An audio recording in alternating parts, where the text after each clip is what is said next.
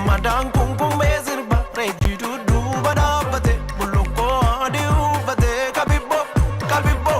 agartuun yooleetti zirba intaalan jaallu dhungate gurbaan kun barnisi tuuffate tejoolleen iyyoolee ka taafii warra gaamasii daraareera iyyoolee ka dargaggoon shaanfoo karaa hammateera.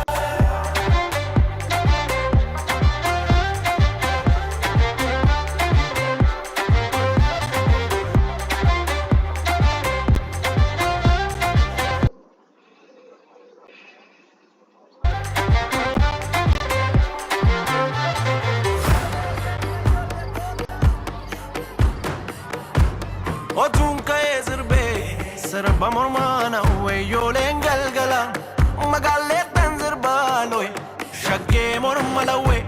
qarree warra leekaa bareedduu sooyyomee